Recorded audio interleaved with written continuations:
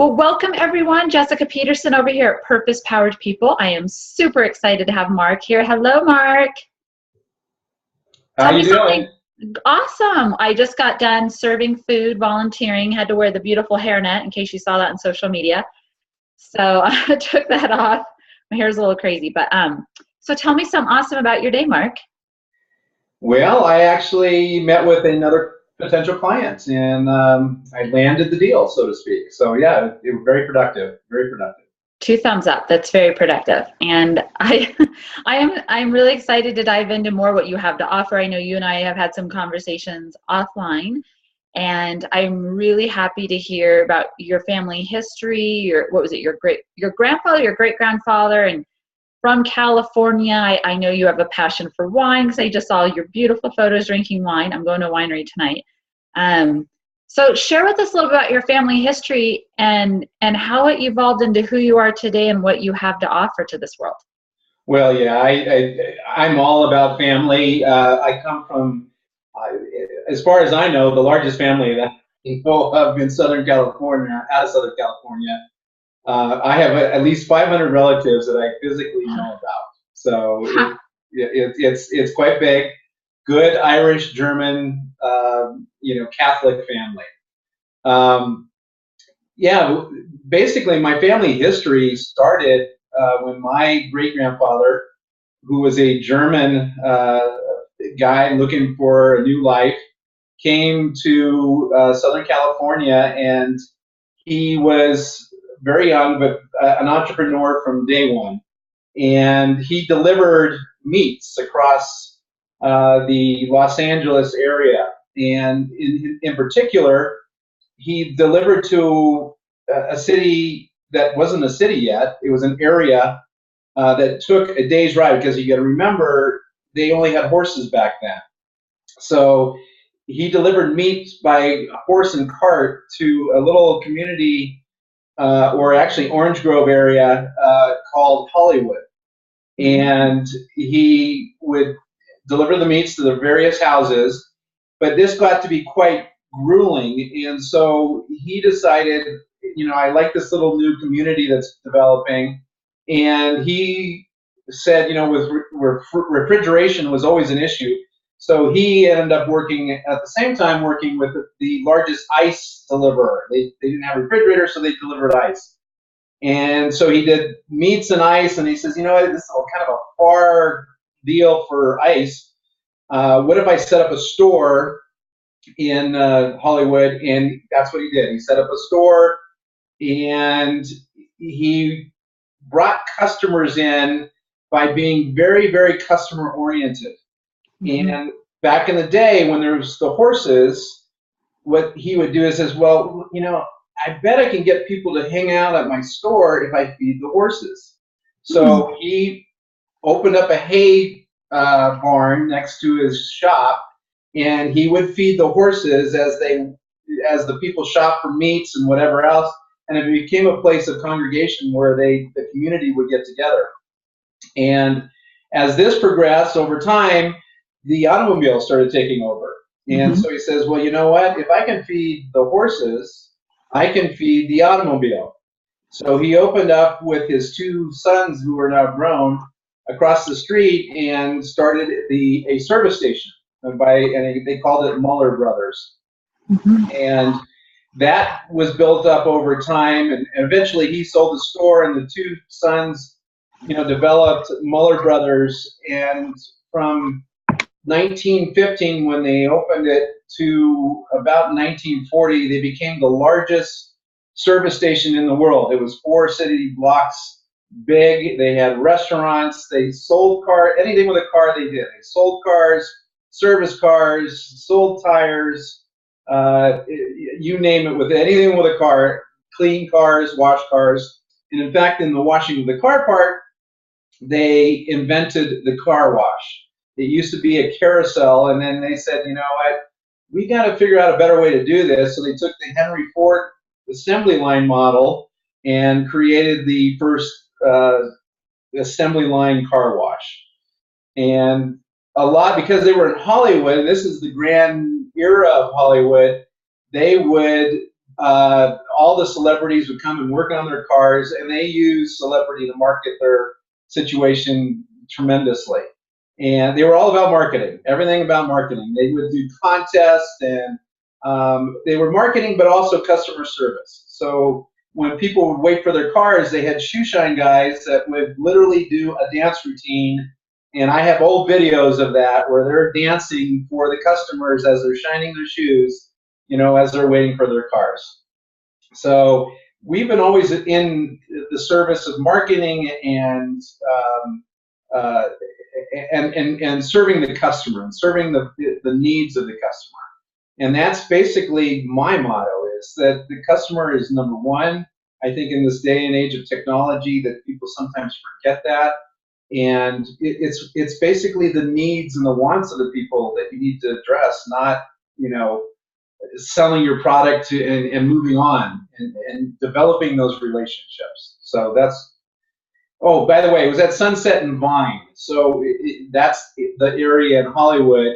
And that's where the Cinerama Dome was built in the RCA building when they eventually sold the property. So when did he sell that property? I forget what you said. it was in 1961, I believe, and they built the Cinerama Dome.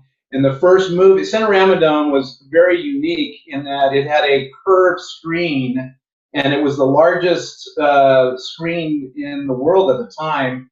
And that's the Cinerama. They called it the Cinerama Dome because that the way they shot movies back in the day, Ben-Hur and all that kind of stuff. They had these movies that the special camera or something, CinemaScope.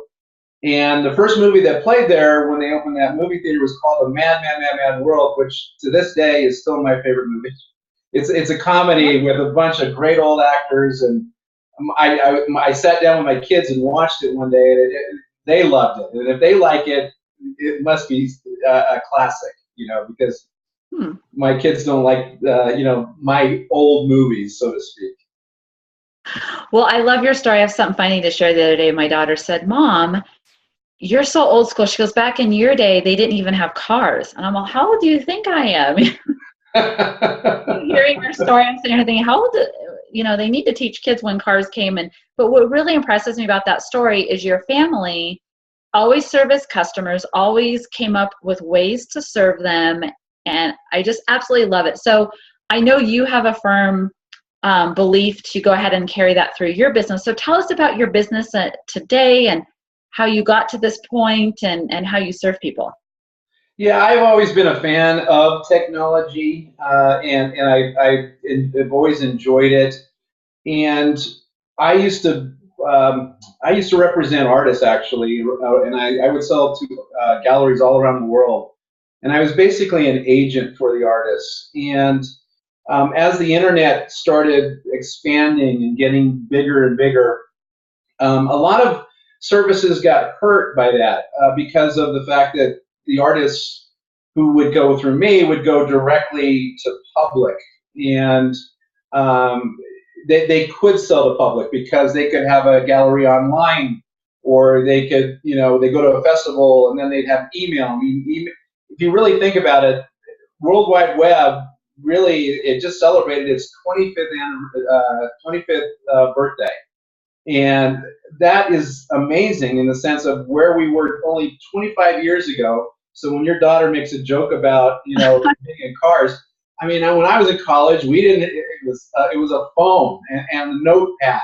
We didn't have computers, and we didn't have texting and all that kind of stuff. So, yes.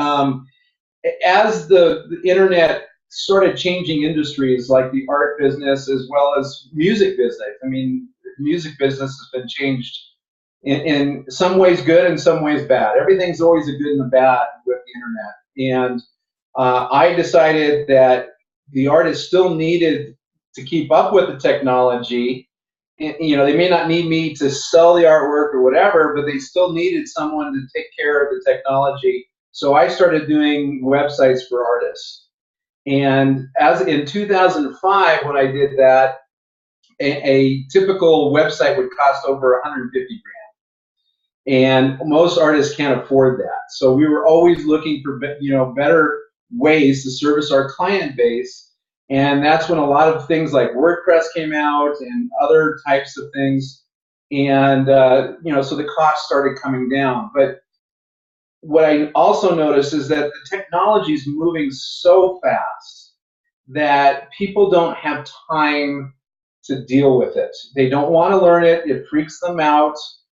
Maybe they can accomplish one little piece of it. Like my wife can do email like nobody else. But if you ask her to even figure out how to click a button anywhere else on the computer, forget about it. So it's become very segmented to where you may have some knowledge, but it's just too difficult to have complete knowledge with regards to technology, and especially when it comes to online marketing. So what we do is we go in and we look at a client's business and we say, what are your needs? What are you trying to accomplish with your online marketing? And we believe, going back to Dale Carnegie, because people buy from people. They don't buy from a computer, they buy from people. So we take that person, translate their message or their product or their service in a way that they can be found, and also so that people can get to know, like, and trust them to do business with them online. And that includes a website, email marketing, social media, SEO, landing pages, pay-per-click, Facebook ads. So we do the full gamut of it. And some of it's just piecemeal because some people can't afford everything. But we start with the basics, like a website, which is vitally important in this day and age. And some people think that, I'll build a website, people will automatically, I'm going to be at the top of Google.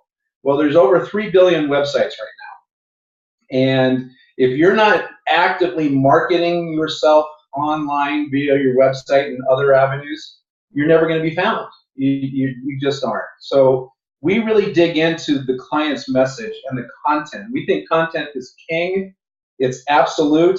And if you're not communicating your message out to the world, because now you have this marketplace of billions versus maybe hundreds before, you're marketing to billions, you still have to have a powerful message. And if you're not communicating it the right way, you're not going to get anywhere.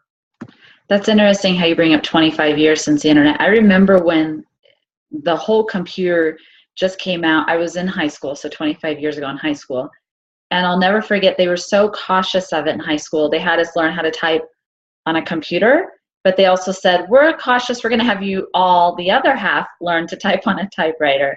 Well, as we soon, saw, it just evolved so quickly. And you're right. I remember back in the 90s, majority of my business coming from a website, and business still comes from websites. But like you said, it's that platform, and making sure you are on all the right platforms to be seen, be known. So like you said, there's social media, which, as my agency coaches on the social media, and you're very good at it, by the way. Well, thank you. I'm having fun working with you. It changes every day. And you and I have had this conversation how, it's always evolving and changing. And so our agency really focuses on our niche, which is consulting. We have a lot of experts like yourself we have the honor to work with and coach on social media, but it's evolving and changing all the time. But, back when we did websites, one gentleman said, wow, 80% of my business came from my new website. I kept track of all my customers this last year. And as you know, I'm happy to, send people your way. I already did today when it comes to websites, because I don't have time to do everything. But it's so important, like you said, it's important to be seen, it's important to be known, but more importantly, to have a website, that gives that know, like, and trust, right? And you're amazing at that. And I think it comes from your family history, the genetics. I don't care what people say, but I do think genetics plays an important part. And I have this feeling your, grandfather and his father, you've inherited that, and the entrepreneurial, the caring. I just love it. And so with that, and I applaud you for taking care of artists. I've coached some artists, and you're right. I mean, I can't draw worth anything. I still can't to this day. I can't draw a stick figure straight. Well, it's a good thing we're not artists then, Mark, right? That's right. It's a great thing. But, each of us have our own strengths. And like you said, those artists sometimes I feel as if are so underserved. And I love, coaching them. But I'm happy to hear you serve them. So how did you come into the artist world And before the internet, what did you do? I would love to hear a little bit more about that. Well, okay, so I was initially when I went to USC. I was a business major, and my whole family's been in real estate. They've been in sales all their life. I mean, from the gas station, now it's real estate. I mean, a lot of my family's in real estate, and my dad was in real estate. And it's funny because we've always been sales guys. We're the when, that personality that's the sales guy. We're also a little bit of the leader stuff, but we also do. We're not the touchy-feely type, and all that kind of stuff. But my dad would go into a restaurant. It was so funny with my kids when they were little, and he would get up to go to the bathroom, and he would not come back. And by the time he came back, he would know every single person in the restaurant. And my kids would turn to me and say, "Dad, Papa Jim knows everybody." So we were all in sales, but for some reason, I'm the oldest of 7 kids.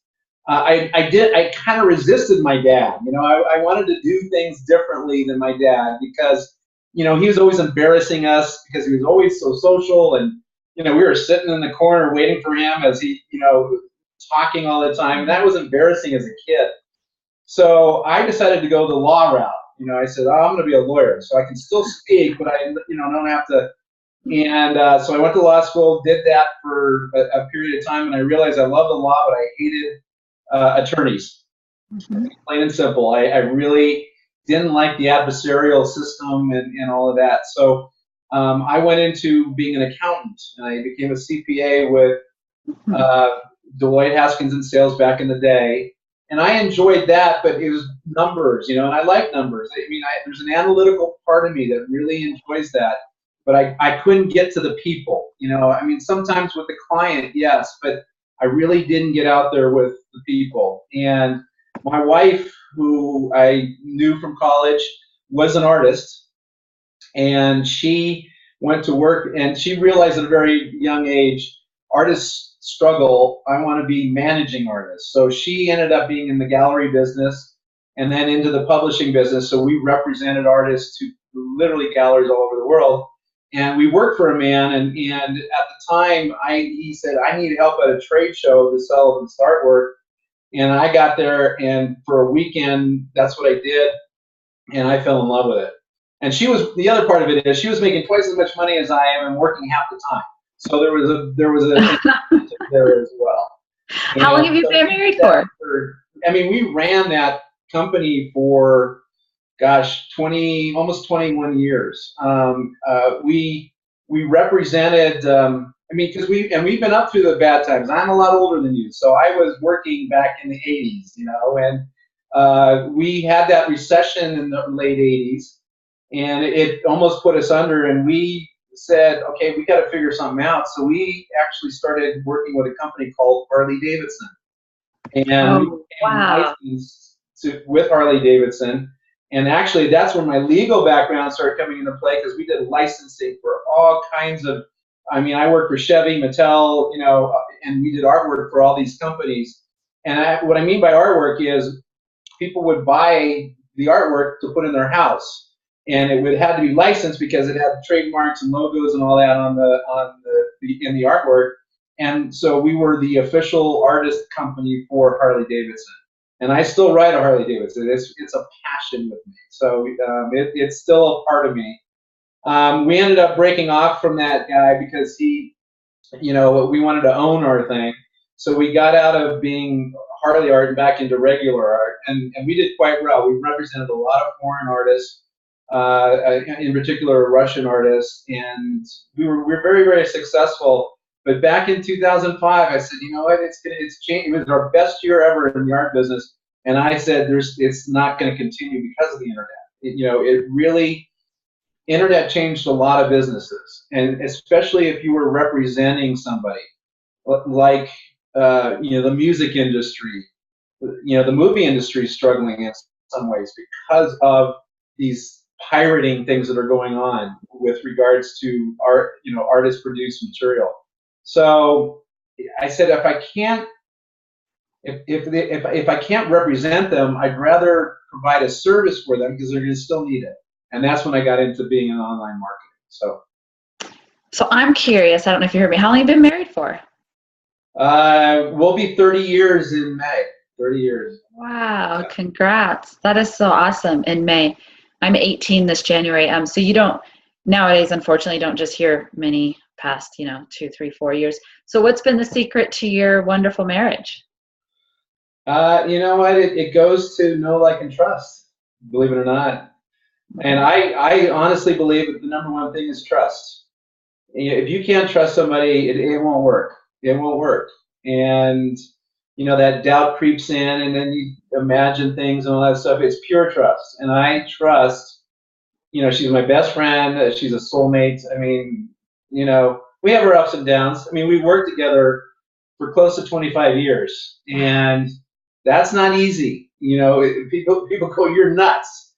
Yes. We did have our own way of doing it. So with that, it was, I did this, she did this, but we still work together. And that takes a lot of trust.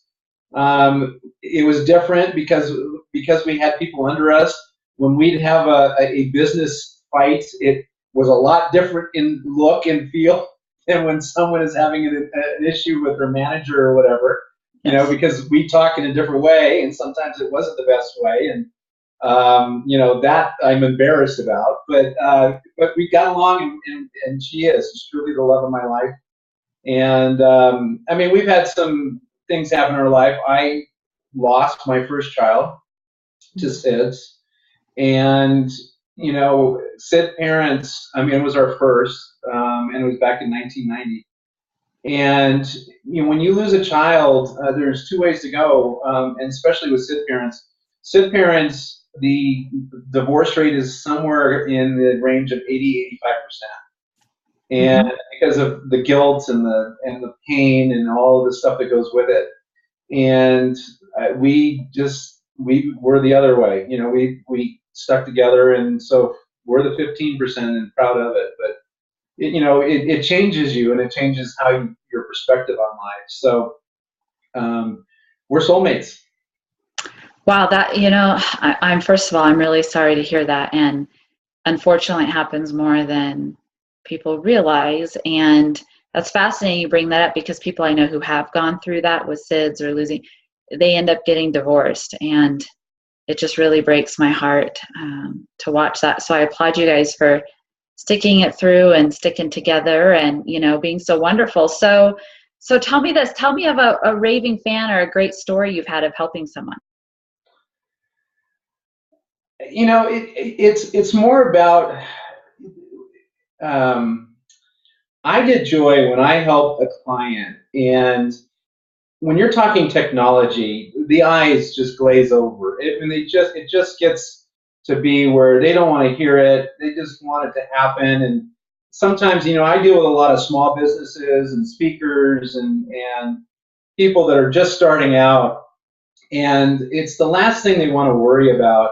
But yet they do worry about it, and because they don't want to spend the money, or they don't want to do this. And so sometimes in the conversation, it's very difficult because, again, their eyes kind of glaze over. But if we get in and we do it, and we do it the way that we feel that we can accomplish growth in their company online, and the smiles, I mean, just the joy of, and it's more satisfaction. It's not necessarily about the money. I mean, that is. I mean, money is important, but it is also the fact that hey, I think I can succeed. And in a way, I like, when we were in the art business, artists are weird birds. And now I do things for a whole variety of different companies. And so it's exciting for me, but it's even exciting to see these little nest eggs when they or the seeds, and they blossom. And to be a part of that it's really, really cool. I have a woman that sells alligator products, and she, was struggling with it a little bit. I mean, she owns an alligator farm, and we started doing some marketing, some Facebook, ads. We redid her website, and now she's starting to do a pretty good business. And so, those kind of things, it joys me when that happens. And then they go, God, this was worth it. And so, anyway, that's my joy. I would have never thought about an alligator farm. Most people usually try and run away from them. So I would love to hear more about that. And what I find so wonderful about you and your wife is, your wife coming from the artist, but also the management, the two usually don't mesh together. And then, you sounds like you carry through finding a need and serving people is how you slowly evolved. And even, I'm not surprised you wanted to get in law because you probably wanted to serve people, right? And to protect them. And I commend you for the small guys, the smaller businesses. I've had people I've worked with, they say just go for the big guys. I disagree. I, think that the small guys too, like you said, it comes down to, good people making a difference and having an impact. So what did you love to do as a kid, Mark? What did I love to do as a kid? I did everything with the water. I grew up on a beach, near a beach. So I surfed, I scuba dived, I sailed, anything with the water. And it's kind of hysterical because now I live in Colorado where there is really no water. Um, so as a kid, water was great for me. But when you end up with kids, okay, and I have this speech that I give about going to the beach. When you're going to the beach with kids, it's a nightmare. I mean, you have to pack up your house into a little car, park miles away from the beach because there's no parking by the beach. You have to carry the kids, and so you're a Sherpa, okay? So you carry these because they can't walk on the hot ground. So you carry them out, you put out the blankets and everything else, you bring the lunch and the whole 9 yards, but now you got to have an eye on them 100% of the time, or they go off to Catalina, or off, into the ocean. When you go to eat lunch, no matter how hermetically sealed you had your thing, sand is in the food. It's just naturally in the food, okay? So then you go back and you're trying to go home, and no matter how much you shake out those towels and everything else, you bring half the beach with you. And now you're twice as heavy going back, and it's even hotter because it's even later in the day. This is my experience of being on a beach. I stopped liking that. I said, I'm going to go skiing. So. You know what? That's so funny because hearing you talk about the beach makes me miss it. I'm totally a beach girl, so. My wife is too. Don't get me wrong. She's dragging me to the beach, and we go to the beach a lot. But now that our kids are older, I'm back to appreciating it a lot more. My kids are all, almost all graduated. I still have one in school, but we do. And she's a beach. I'm a ski. I go skiing. I love skiing. So motorcycle skiing and going to the beach are our three. Traveling. We love to travel. We just love to travel. So. What's your favorite place you've ever been to travel? I've had some unique experiences. I was able to visit China in my business, and I was able to be at the ambassador's house in Hong Kong, and having that experience of being in an ambassador's house, looking over Guangzhou,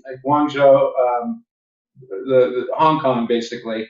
And the view was spectacular, and the experiences that I got, because it was in communist China, there's a lot of perceptions that are very different than what people think it is.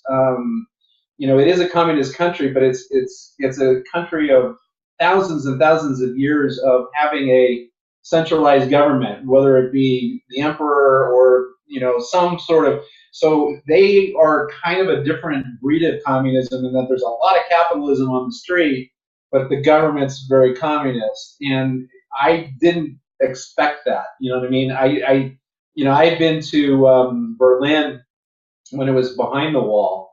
That's how old I am. So I was behind, and there were people following us, and there was this dreary, everybody didn't want to talk to the bourgeoisie guy, you know.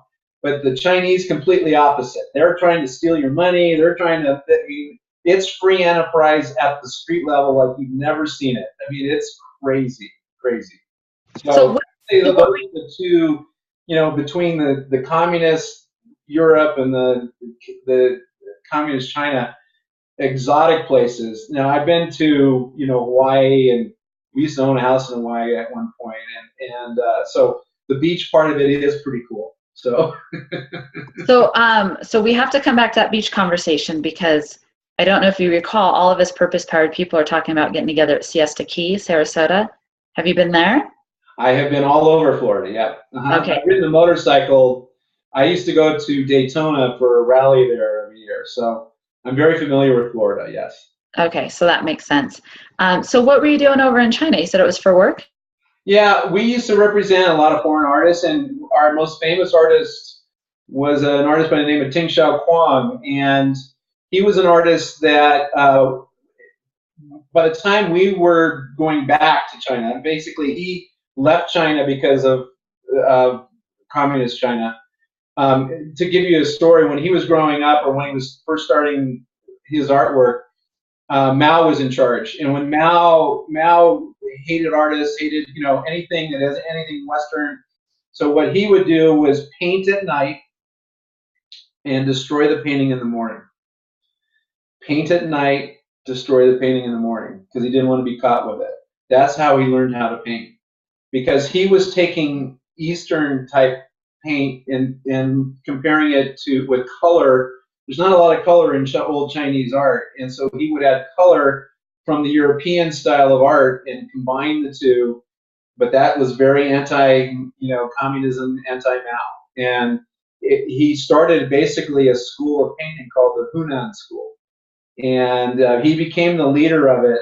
And I was very fortunate to have a situation where the Chinese government invited him back after 30 years away from the country, invited him back on the Red Square in Beijing, and they did an art show, and literally the crowds were 3 miles long waiting to meet this man. And so it was very powerful, very powerful. So Wow, that's a cool story in itself. And I love about the Harley. So I was raised for a while by my grandparents, and he had an Indian oh and yeah. a Harley. And you'll get a hoot out of this. He used to have my grandmother wear her leather Harley coat. He loved that, and the red lipstick and red nails. I remember that's three things he loved. My grandmother, though, I wish I still had it, gave it to me, and I used to wear that. I love that coat. I love that coat. And I don't know when Harley started. When did they actually start? 1903. Wow, that's unreal. That's amazing. Harley Davidson. It was the Davidson brothers and Harley. He was the one guy. So it was three brothers and Harley, and the four of them started Harley Davidson, and they celebrated their 100th year in 2003, and they do a rally. It's truly amazing. I've been involved in a lot of things and sports and everything. I'm a sports fanatic. I absolutely, I'm a college football diehard. I live and breathe my Trojans. And I've never, and I did NASCAR because we represented Chevy and Mattel, and Kyle Petty, who is the son of Richard Petty. And even that, there's nothing like a Harley rally. I go to Sturgis about every year or every other year, and this is a town of 15,000 during the year. And during Bike Week, which is now really for almost a month long, it's a week, but it's people there for a period of time. Over 600 to 700,000 people come to this little town in South Dakota, You know, and that's I mean, amazing. there are campgrounds that are only open during that time. There are bars that are the most incredible bars you'll ever see, from end to end, with bands on 5 different stages in these big places, and they're only open for 3 weeks. And it's the only place, and this kind of goes to me and my family and everything else. My first Sturgis, I didn't ride yet. We were representing the artwork, and we were in this little tiny booth. And you got to go to this thing called Sturgis. Okay, we got to go to Sturgis. And we get there, and I think I'm going to be killed. I think it's all Hell's Angels or some sort of gang related stuff going on. And literally within the first minute of being set up and in, you couldn't be more wrong in the sense that these were the nicest people in the world. And you would have at a bar a guy that has grease on his fingernails. You look at his bike that's being held together by baling wire, and you don't understand how it runs, sitting next to a guy that is got 10, 20, 30 motorcycles, brings them up by trailer, he flies in a helicopter, and they're sitting at a bar having a beer, and they can't get enough of each other. It's where you check your profession at the door. People are people. Some people know how to do things a little bit better than other people in the sense of marketing themselves or whatever. But if you give everybody a chance when it comes to, who they are and what they are, they're still people. And that's how I run my business, is you get to know the people or have the ability to help a client so that their potential clients get to know them. Yes. So growing up around the Harley environment, I agree with you. There's some of the nicest, most amazing people. A lot of people have that misconception, like you said. And, I'm fortunate to grow up around that because I got to see they're really, the ones I all know, like you, they're all good people. And I love that you get together. I actually have a family member who lived out in South Dakota, and I know it would just, during that time of the year, it's just a massive amount of people. And I think it's great that they all come together and hang out. And I really like what you said. Sometimes it's good to check business out the door and just get to know people. People are people. So I really, commend you and applaud you for that. So how exciting. So if people could describe you in 3 words, what would it be? Fun, loyal,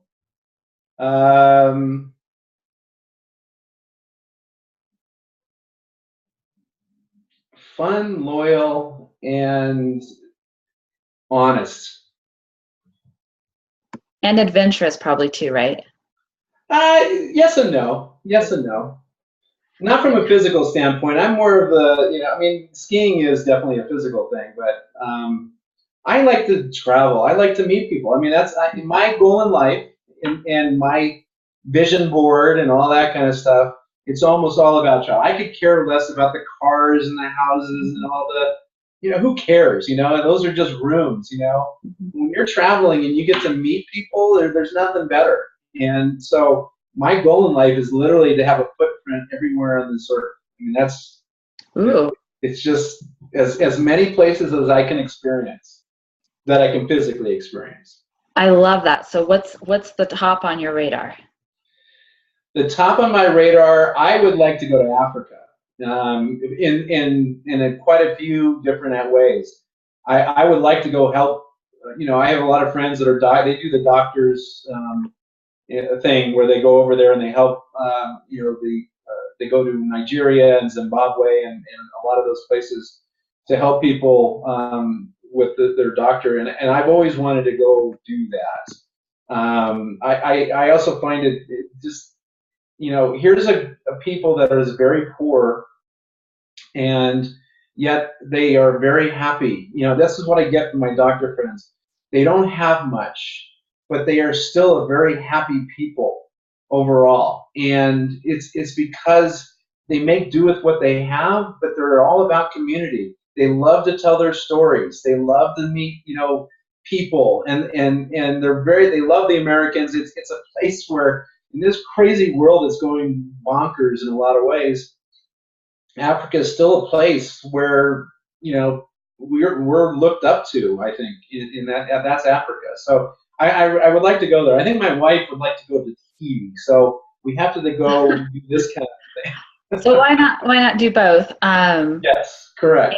And I've been to Africa before, and it was an amazing experience. So I highly recommend you do it. And I love what you said too. So the next 10 years, every year I want to go somewhere internationally. And in the past, when I've done that, it's always been a wonderful experience. One of the best experiences of my life was going to Belize for a month and just learning the people and the culture. And you'll get a total kick out of this because when you talk with them, they don't have TV, they don't have news stations. Their news is Facebook. That's how you communicate in the communities there. And it was such an eye-opener. I say, well, what about Twitter or LinkedIn or Instagram? We're all, what's that?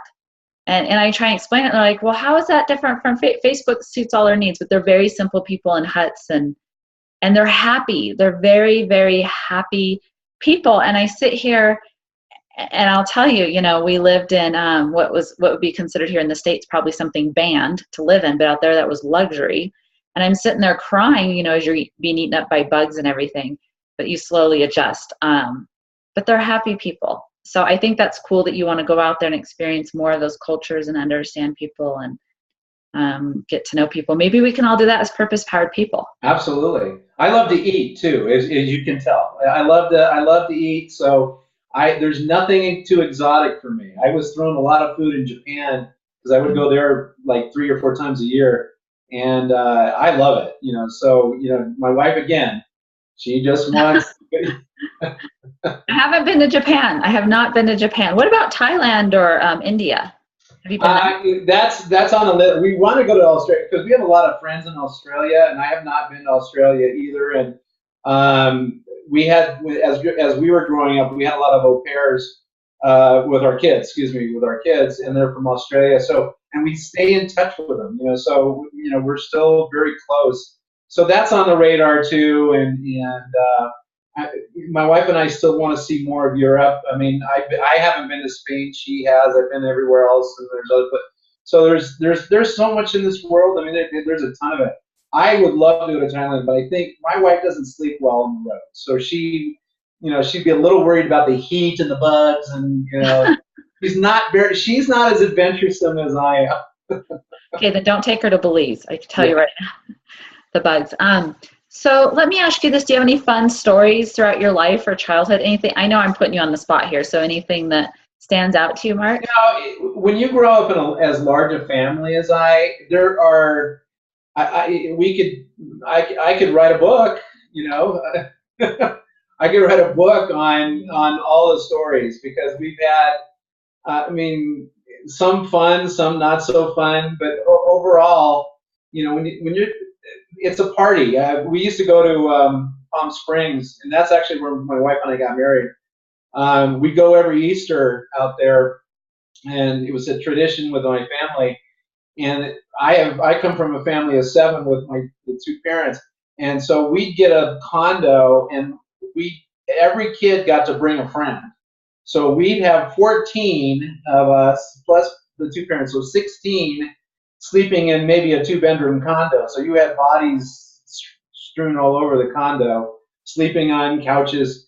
And the stories, it's almost like, being by a campfire. You'd be sitting there, sleeping, and everybody would be talking because everyone's sleeping on top of each other. And you'd be, making noises, and you'd be telling stories and joking. And some of those times are the best. I mean, you'd be up all night. They're the best times of my life. And when you throw in cousins and everything else, I mean, we would do a thing called family rock down by the beach. With my aunt would rent a house, and there'd be 50 of us, and we'd be making up skits and songs and all kinds of crazy charades.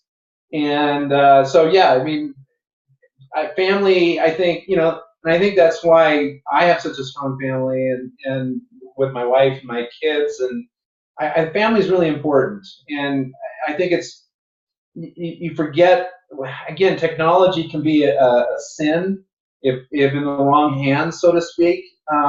It can make your life easier though, and if you do it the right way, you can have it be where you're spending more time with your family by making the technology work for you instead of against you. So that's kind of our philosophy.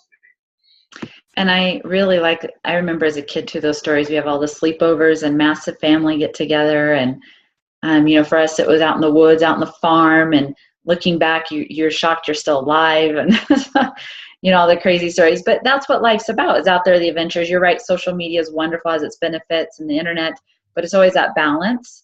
And like I read once, it's like driving a car. It has benefits, gets us places quicker, but you've got to follow the rules and safety and everything else. So it's going to be exciting to see as things keep evolving and changing. And I didn't realize you came from a family of 7. How did you get everybody out to, if you only had 2 adults and 14 kids, how did you guys get everyone out there? Station wagons and vans, and we had two. We had a van growing up that held 16, and we called it the Blue Whale. It was one of those with windows and everything. And we had a station wagon. So, and between the 2 cars, if we couldn't fit everybody in one, we had the racks. So, we were the Griswolds. We were going down the highway, the Griswolds. And in all honesty, there was one time my dad in the station wagon when we were very young, he tried to strap the stuff on top of the car, and the whole suitcases ended up on the Ventura Freeway with clothes everywhere. What did you guys do? What did you do? My dad pulled over, and cars did stop, and literally we picked up as many. But some of it we didn't get back, and it was all greasy and messy, and in particular, my one brother, he lost like his whole trip. So it was he was crying at the time, but by the end of the trip, he had all new brand new clothes, so he was very happy about that after that. So. Wow, now that would be a story. I'm having panic attacks if I saw it. I'd be thinking of safety. So, yeah, station wagons, I don't really see them around anymore. Do you? No, I haven't seen. We'd lie in the back. It was the we had a thing for the man on the moon. There was something about staring up at the moon and thinking that it was looking back at you. So we'd lie in the back of the station wagon, and as we're driving down the highway, we'd all be looking at the moon, trying to find the man on the moon. And but those days are. With the flip back. So what it was you had the station wagon, and then you had this little compartment, and the seat would pop up, so you were facing away.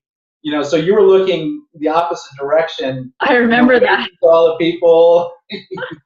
I remember that. It was totally different times. Well, we had a station wagon too, and I have to share with you. It was, looking back, it's odd. It was green, like green, purple tinted windows, and it had some sort of electrical shortage. So every time you brake, the inside would light up. So as you're driving at night, every time you brake, the whole inside of the car would light up. Crazy memories in those, but I wish we had that. I bet you those are going to be collectibles someday, really soon. Well, my brother has the old Woodies, which were kind of the beginnings of they were kind of a station wagon / van, and so I love those. He has one of those, and it's classic. It's a classic car. Aren't they worth like what, 50,000-60,000 now? I think he paid. No, his is perfect condition. I think it's a 1955 Woody, and I think he paid almost 200,000 for it. Yeah, I was gonna say my father. His car was a Corvette in high school. He goes, man, I wish I had that car. Last I heard, about 20 years ago, it was worth 60-some thousand. So let me ask you this: are you a Corvette lover? Because my grandfather, being an Indian Harley, is a Corvette lover. I find there's a relationship. Well, it's funny. I represent a Corvette, so I'm very. We were a licensee of Chevy. Quite personally, though, I'm not a car guy. I'm just not. I would rather travel than spend for a $100,000 car. And I don't travel that much, especially now. I never liked commuting. I grew up in Southern California. I moved here to get away from commuting. So I work at. You cut out. You moved here for what? I moved partly to get away from the traffic and the craziness of California. And so driving's never been. I like road trips. Road trips are different, but we did road trips in a minivan, or we would rent the Winnebagos or motorhomes. So we did that kind of stuff. That was fun because that was a different deal because you were all in the car and it was kind of a house on wheels. but I don't particularly like the day-to-day driving stuff. So a car, who cares? I'm just in it, I'm out. I don't want to be near it. So it's not important to me. But I have been around Corvettes. I've seen some really nice ones. We used to go to Barrett-Jackson down in Arizona, which is a auction, and some of the cars you see are just unbelievable. Unbelievable, beautiful, classic. Yeah, I'm like you. I'm not. Although I do like classic cars. I am into classic cars. That is one thing, but I'm pretty much like you. Do you have an RV today? Do you have an RV or anything or motorhome? No, I mean, our family, they're just starting out, and we've actually downsized. We did have a Suburban for a while, but we're in the little cars now. And my my my two sons are out in California. My daughter's here, but so we don't really get to do the road trip thing as much, and so we don't really need the big car. But I spent a lot of good times in big cars traveling. We'd go to California. It was a good time as a dad for me. My wife, she doesn't like it, so she would fly and meet us, but I would take the car with the kids, and when we would drive from Colorado to California because we were back and forth, with all the family, and they loved it because first of all, they got to do whatever they wanted with dad, so they got to eat fast food, whatever they wanted, Dad. So we were playing games and videos and eating what they wanted. So they had no problem doing the road trip. But my wife, Yes, I'm laughing. No wonder my daughter's like, "Can I just hang out with just dad?" It's not. Yeah, it must be a dad thing. Oh, do whatever you want. And this yeah, moms have to be stricter. Yeah, road trips I think are a lot of fun, and I'm glad that you did those with your kids, created those memories. I'm grateful everything you've done for artists and the licensing of the history and the good times with the family, and it's going to be fun to see what's next for Mark in the future, and that you're able to listen to people and service people when it comes to their websites and their online SEO and all that fun jazz, and break it down into simple pieces, right? absolutely, absolutely. It was funny. I thought of it, because I'm writing a speech, and I want to make technology fun for people. And that means and simple for people. And that means doing it for them, but having success.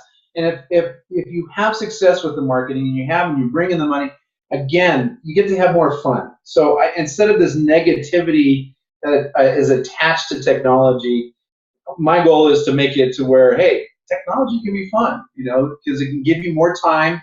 Our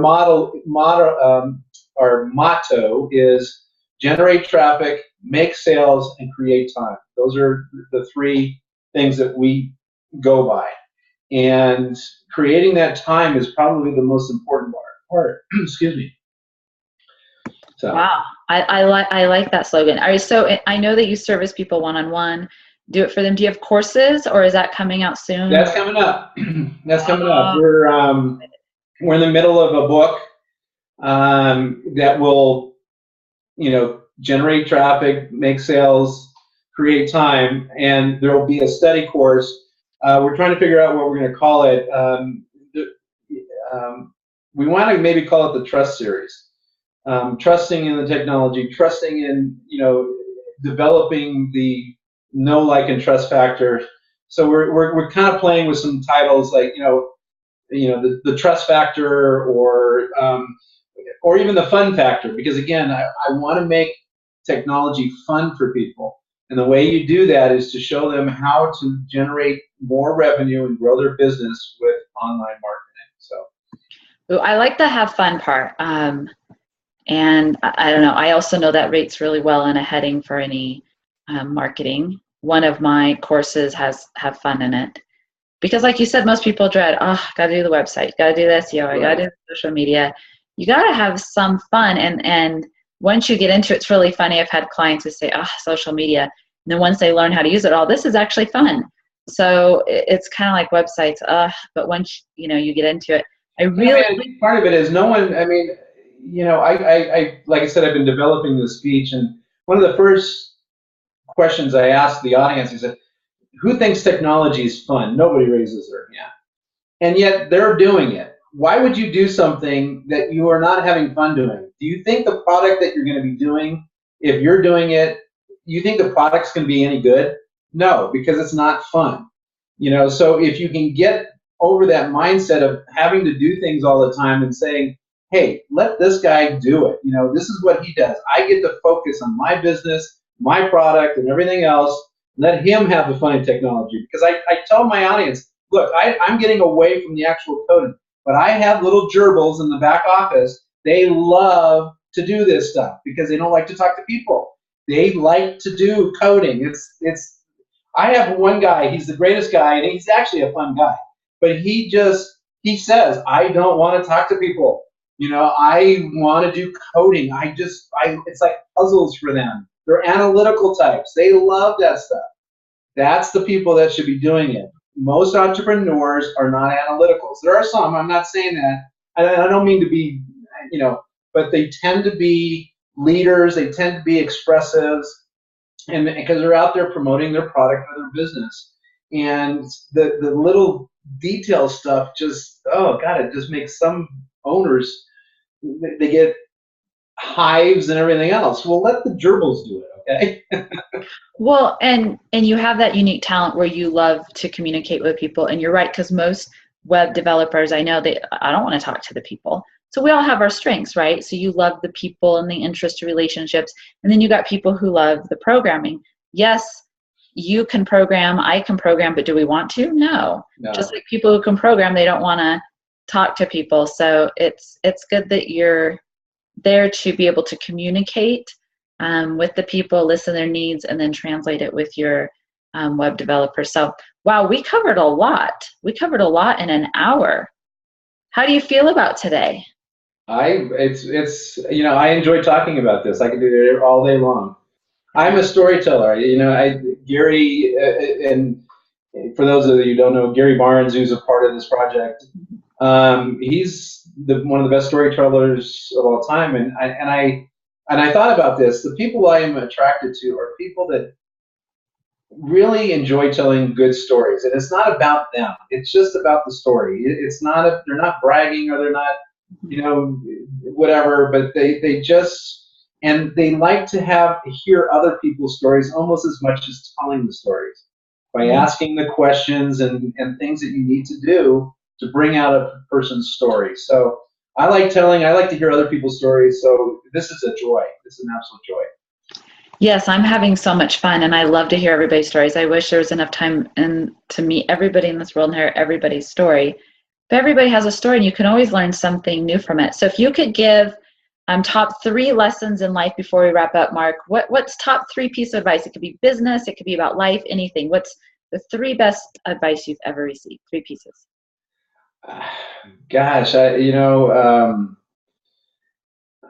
and I go back, just be honest, be true, and follow your heart. Take the step. It's I heard a famous speaker the other day, the guy that did Patron. He started the Patron business, and he made a statement. There's courage, and then there's confidence. Confidence is something that people can say they have. Courage is actually hard, and just go out and take that step. You'd be surprised. You'd be surprised, because it sometimes, you put up these walls that don't really exist because of fear. So just go out and do it. Just do it. And you'll be successful, I think. So. Yeah, no, I agree with that advice. Just go out there and do it. We have one life here. Live it to the full. Don't live in fear. And it sounds like you've had a very fun-filled life, and keep on seeing what's going to happen. We're happy you're part of this project, and your purpose to be of service to people, and started with the artist, and now, people who are not having fun with technology, like you said, and just actually enjoy it. So I'm grateful for your purpose and what you're doing for everybody out there, and to hear stories like the alligator woman, what you're doing. So thank you, Mark, for your time. We'll definitely keep staying in touch, and we can't wait to read about your story in the book. And you have an awesome weekend, okay? Happy Friday. Okay. Bye, Mark. No, are you gonna? Oh, do you want to talk now or? Oh, hold on. I'm going to go ahead and end, and I'm happy to go ahead and talk.